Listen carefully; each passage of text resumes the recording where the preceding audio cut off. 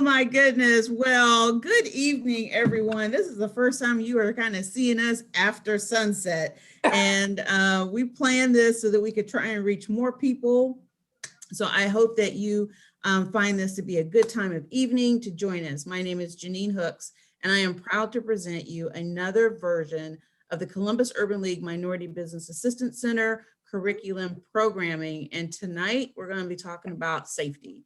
And we have invited Letha Pugh, owner of Bake Me Happy, to kind of share her story. And I'm going to ask lots of good questions. I'm going to have my Oprah Winfrey moment here for everyone. I'm going to ask her lots of questions about what happened, what did you do, what were you thinking, how were you feeling, how did you plan, so that she can inform all of us on how to handle ourselves when these negative situations come up in our business lives. So Letha, I am just so thankful that you're willing to spend this hour or so with us tonight and share your story. When we had our initial conversation, you shared with me that you really didn't want to be the face of this thing.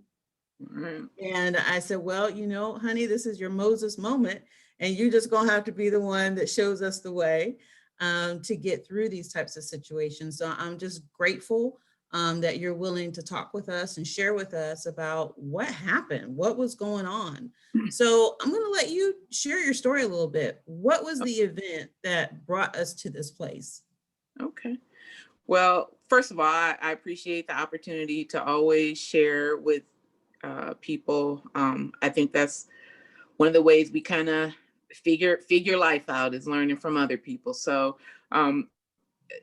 my name is Letha Pugh. I co-own Bake Me Happy. It's a wholesale and retail gluten-free bakery. I have one in Merion Village. I have one in Dublin. And then I also co-own Prestons Burger, located in the North Market and soon to be in Crew Stadium. Right. So in mid-January, we have a staff text chat program that we use to communicate with all of our staff called Band.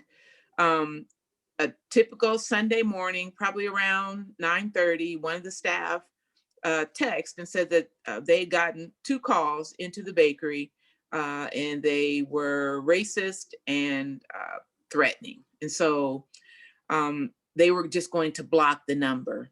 And I don't think they really realized that when you use a racial slur with a threat, that's actually a federal crime. And so the first thing I thought was that, first of all, I'm not there at the bakery. My staff are there at the bakery. And I just wasn't comfortable with what I had in place for them for safety. Up until this point, I'd always said, hey, if someone comes in here and they want the money, give it to them. Your life is more important than, trying to keep this cash register safe. And I knew this wasn't one of those types of situations. And I also knew that reviewing this over the phone with them wasn't the time or the space for them to take it all in and digest it and, be safe. So we made the decision to just close for the day, just to kind of collect our thoughts and figure out what our next steps were going to be. So I wouldn't say that we closed because we were necessarily afraid. I felt like we closed because as a business a business owner and someone who does care about their staff, I wanted to have a better safety program in place. What were the initial feelings though, when you were hearing this from your staff member over the phone? What was the a reactionary feeling or emotion that you were going through? My initial emotion, I was angry, and I called the number back. And the person answered, and not thinking I shouldn't have called from my cell phone and this and that. But I called the number back, and they immediately answered the phone and started yelling the same stuff. So, I think once I kind of heard it for myself, I thought, okay, this is real. Okay. Whatever it is. And at that moment, the climate in this country, it was hot. And so I wasn't real sure what was going to happen. So I did have some fear, and I think that fear kind of came out as anger. Mm-hmm. To, I quickly kind of needed to pull it together to try to make some good decisions. Um, Mm-hmm. and it wasn't much different than learning about COVID and realizing like the seriousness of it. Gotcha.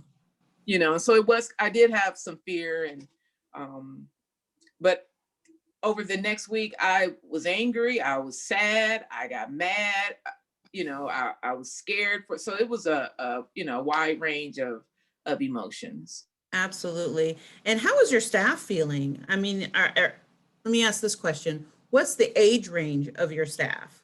Because I think that has to factor into reaction. The staff range from, I have some college students working there, so 20, probably 23, to I have one staff person who's about 52. Okay. And so I've also learned, like, as a leader, specifically at work, the calmer I stay, the calmer they tend to There you be. go. Right. And so I think that they realized that it was pretty serious. I was taking it seriously, and I was taking their safety seriously, because there was a flurry of activity over the next week in the shop. Mm-hmm. And I think that made them feel a little safer. Mm-hmm. No, Absolutely. no one ever said, I don't want to come to work, or I'm afraid to be here. Right. Yeah. Well, that's a testament to your leadership as well. So the call happened, and you wanted to respond versus react. And how long were you closed? Did you close shop to figure things Well, out? we're typically closed on Monday, so I closed on Sunday, and I don't, I, it wasn't my intent to make it public. All we were doing was just trying to explain to people why we like abruptly closed.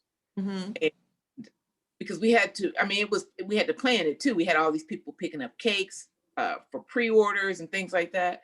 And to just close like that on a Sunday, one, it was a business interruption, but two, it's not something that happens very often. And we pull people from Lewis Center, Powell, and I didn't want people to drive all the way there and get there, and it's just a note on the door. So we made a post over social media, and it literally took on a mind of its own. So tell me about the community support, because that's really the encouraging piece to the story. Now that I look back, the community support is probably what made this this type of life experience. I was able to bounce back. It probably took me 2-3 weeks to bounce back from that, just to get back on my game. And it was a distraction, but the community, I actually opened the mail the other day, and somebody sent me a check for $1,500. Wow. It was an expense that I did not expect. And people were very generous, not just financially, but people were, I had a number of people said, I'm going to come down there and sit in your shop and work for your shop and work from the shop, provide security for you all. And, I got a call from David Solomon. He's the president of Goldman Sachs Bank. I had a number of bank presidents here in town call me. Congress people called, old neighbors, the outpouring was amazing. And I just didn't feel so isolated. And that was directed at me. I'm the only N-double-G word in there, so they were specifically targeting me. And while the FBI and the Columbus Police Department and the Terrorism Task Force were helpful, they were also, saying, we need to take this seriously. You need to, do you have cameras? around your house. Mayor Ginther did send a police patrol through my neighborhood, kind of ramped it up a little bit, because there was chatter that they were targeting Black-owned businesses. And they were using the same list that people curated over the summer to support Black-owned businesses. So it was scary. I would say, looking back, I think I had a lot of adrenaline pumping through me, but it's not anything I've ever experienced before. Not on that level. Not on that level. I know when I read the story, it just kind of took my breath away. But you said a couple of things that I do want to take a deeper dive into. You were talking about you had to step back and put some protocols in place that really hadn't been, it shore that up a little bit. I want to talk about that. Then I want to talk about the expense, the unexpected expense, closing down shop, what was required to kind of bring those safety measures into place for the business. And then lastly, I'm sure other businesses have experienced something similar, but may not have had the presence of mind to post it on social media, therefore did not get the attention or the reaction. So how can those businesses hope to bounce back after something like that? Because really the climate is still pretty tense out there in the business community. So let's take that first thing and talk about, really when it came to stepping back and thinking about how do I shore up these safety measures? What were some of those measures that you put in place, Letha? The first thing I thought about was, if someone were to come in the shop, did the staff know? Would they think quick enough on their feet, like, okay, we need to go out the back door immediately, like the two of us together, and just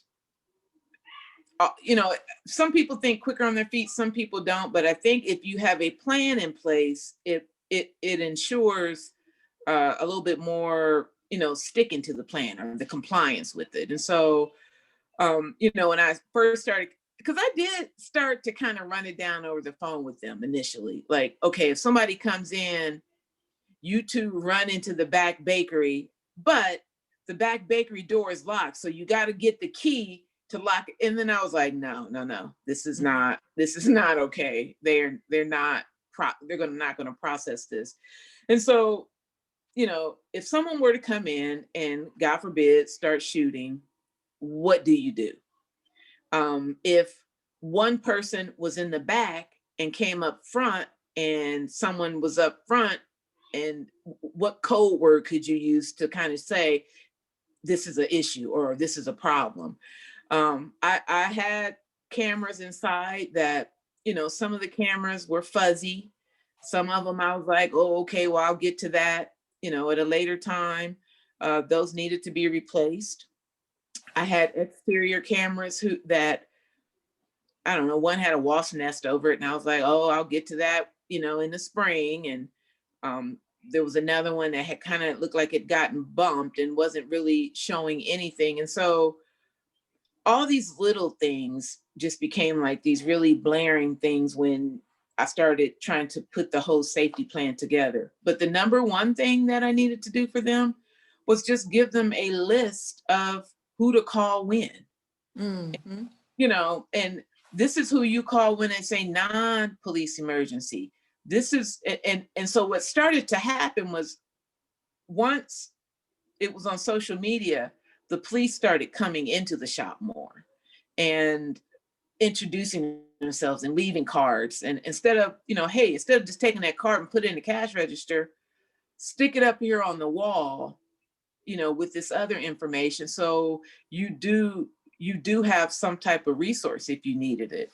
But it wasn't just who to call in case of that type of emergency. It was also, me thinking along the lines of, if you smell gas, here's the number for that. If there's any type of equipment issues. I mean, I tried to put like a comprehensive one pager together for them, and then review it with them and ask them if they have any questions or anything like that. And there's a community liaison for the police department, getting their name and number. And just increasing the communication, I think, between all of us. Even though we have good communication,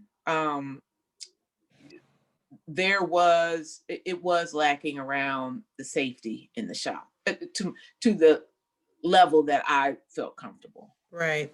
So you really just took advantage of this opportunity. Let's just look at it for what it is. We've had some.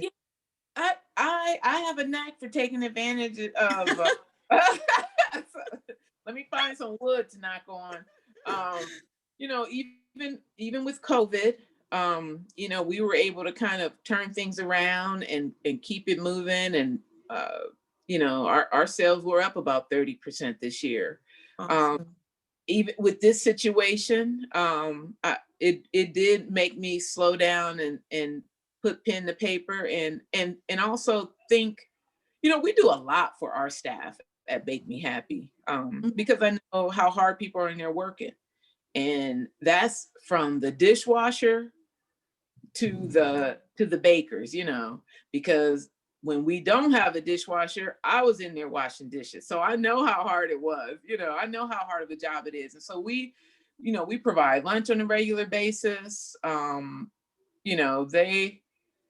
We're always like tomorrow's Employee Appreciation Day. We stay a little bit later tonight to, have it ready for them tomorrow. I think that attributes also to a lot of the staff we've had for years, Yeah. so they know and they trust us. And when I did talk with them about, okay, this is the information on who to call if there's an issue. We are going to have armed security. They're going to be there through the night. They'll see you get in, at ungodly times in the morning.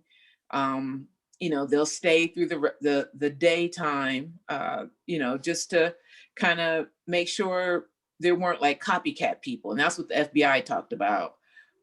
People who they may hear about it and then they may react and do something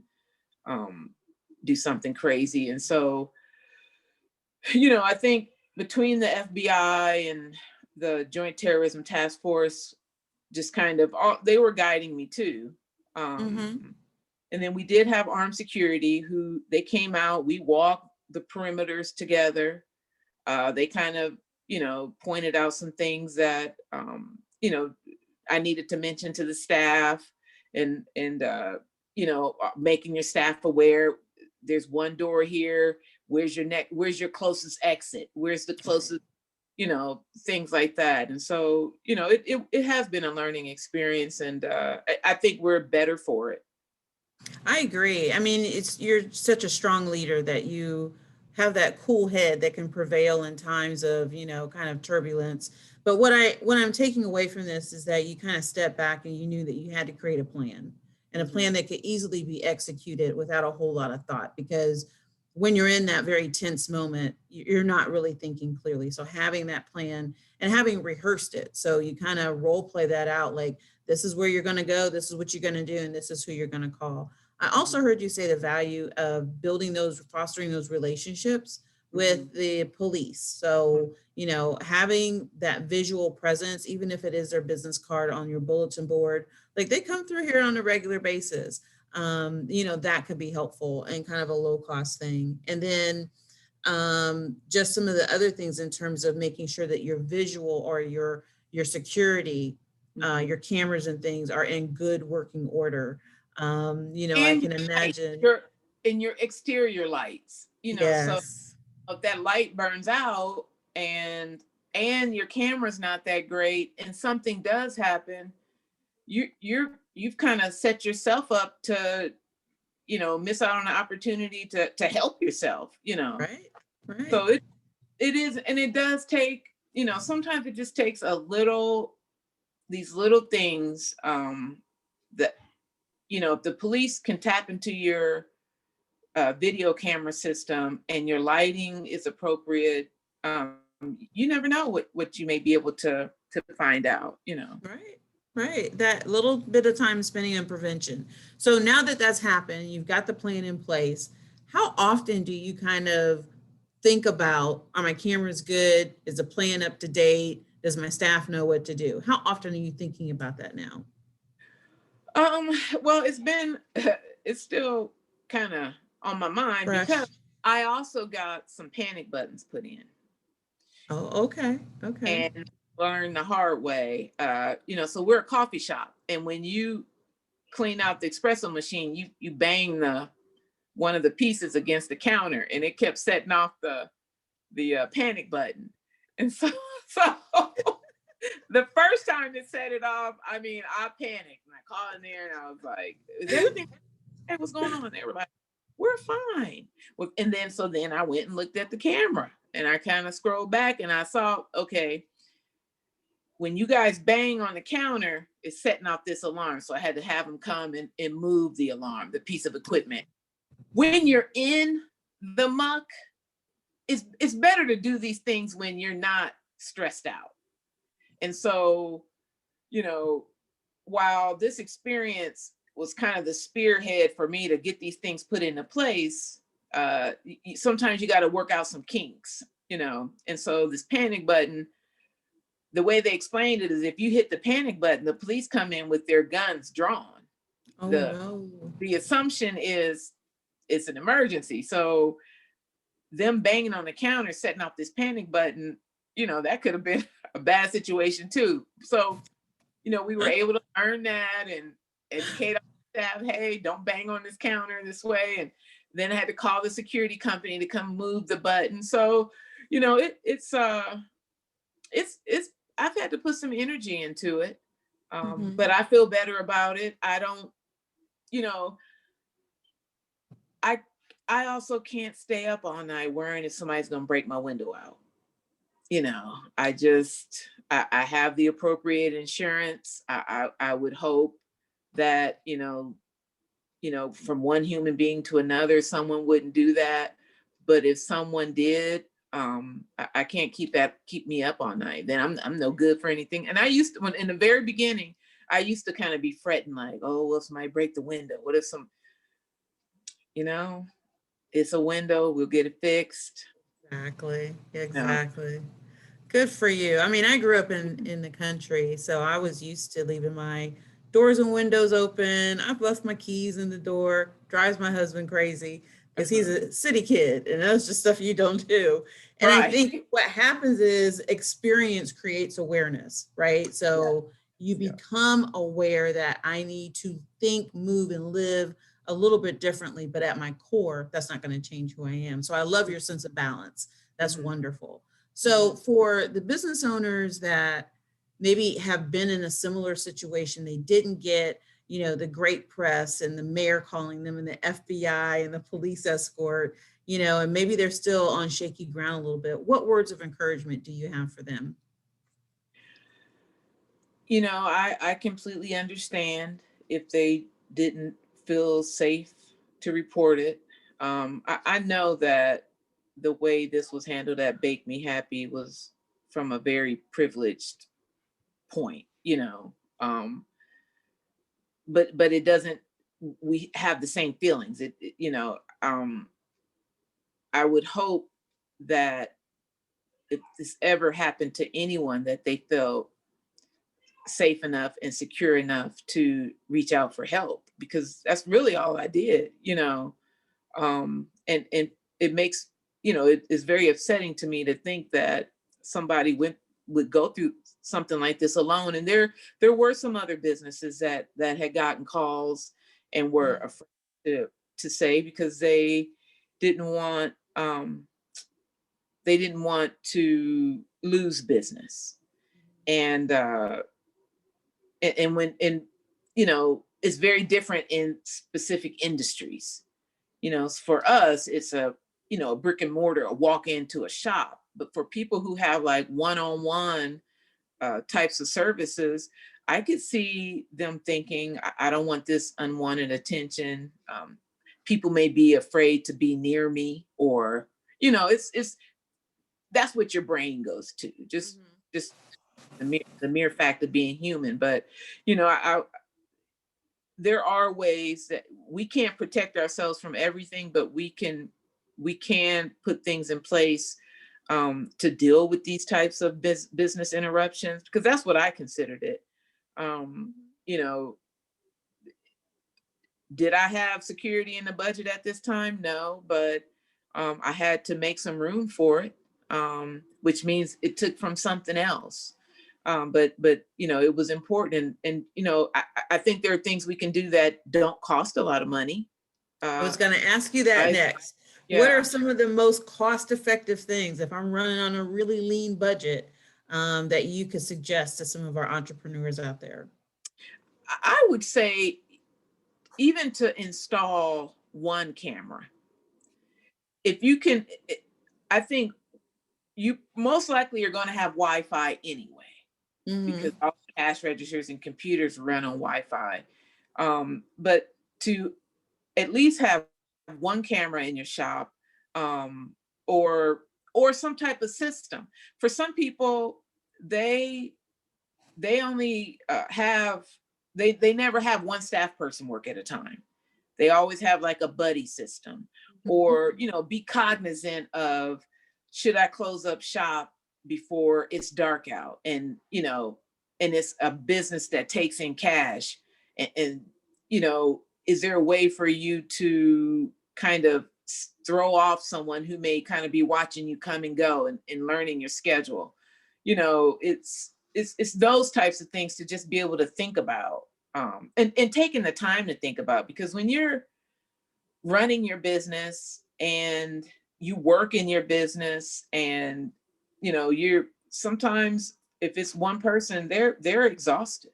I think that's the saving grace for us, is that I manage what I can manage, and my business partners manage the things that they're good at.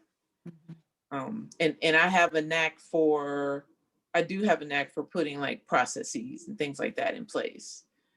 So it was, and I would not wish this experience on anyone, but I feel good about taking it, and something, relatively positive coming from it. I also know that my ancestors and the people before me dealt with much worse. And so, there was nothing that happened to me that I couldn't handle or couldn't be handled. Amen. Amen. Good for you. And again, being so level-headed and even allows you to kind of step back and separate from what was happening so that you could respond appropriately. And I'm so proud of you, and I'm so happy for you guys and what you've been able to accomplish. And I think, my takeaways from this is to have a plan, know that you're responsible for your staff and your property and your business, and just take the time to think about how to secure those. You may not have all of the answers. One little camera and maybe a couple of security messages posted around the building could go a long way. Yeah, make sure your lights are good. And one more tip, talk to your insurance company. Because I'm with Sylvia Garrett. I don't know if you're familiar with Sylvia Garrett. She owns an insurance company here in town, but the agent heard about it, and he called me and he said, you have business interruption in your policy. You have this, you have this. And so if whatever happens, we're here with you. Well, I mean, that's wow. That's all you, those are all the big things, right. and just having that reassurance and that relationship. I think relationships played a huge part. Absolutely. Absolutely. And that's a good kind of takeaway too on the business insurance.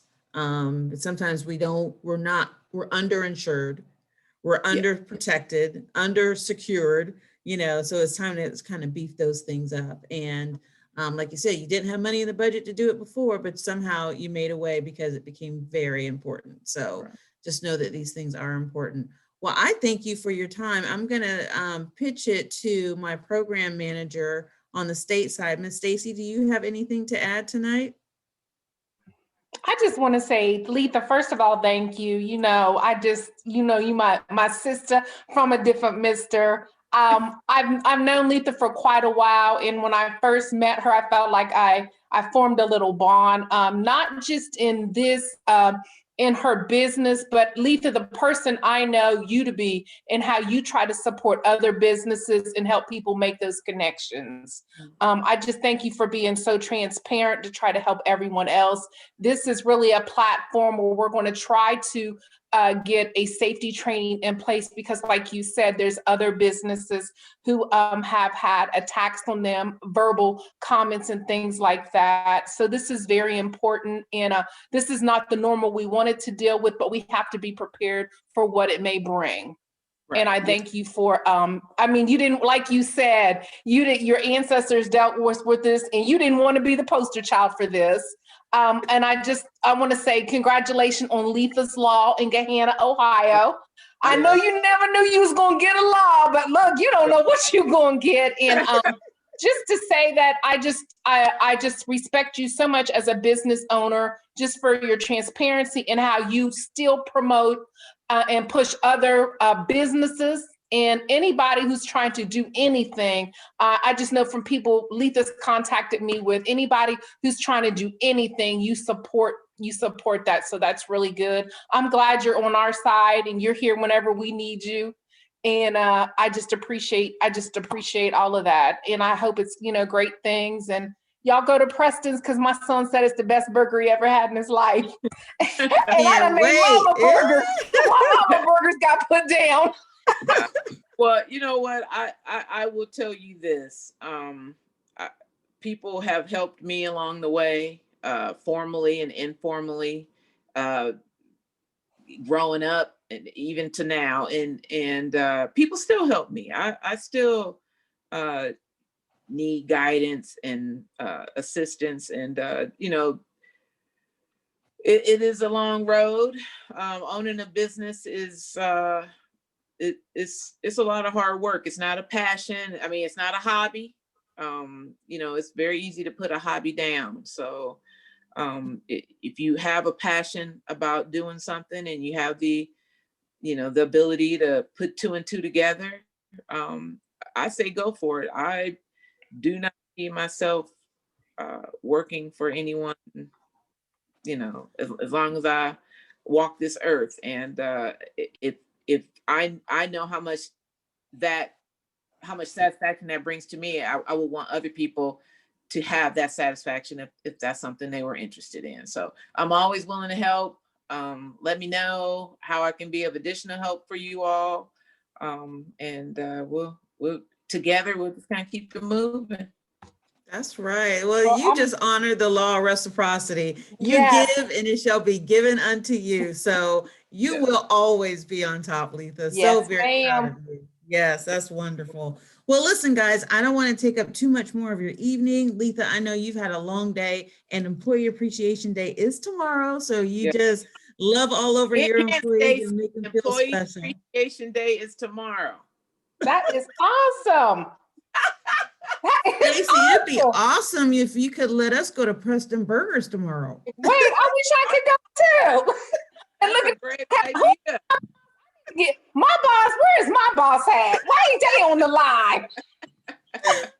Well, I enjoyed you all. Thank you so much for sharing your evening with me. Thank you. And thank Letha, you for Janine for presenting this. Thank you guys for presenting this. And Letha, we are going to share this with the other minority business assistance centers throughout the state. Okay. And I want to thank you and Janine and Kathy, the Columbus Urban League. You guys always exceed my expectations.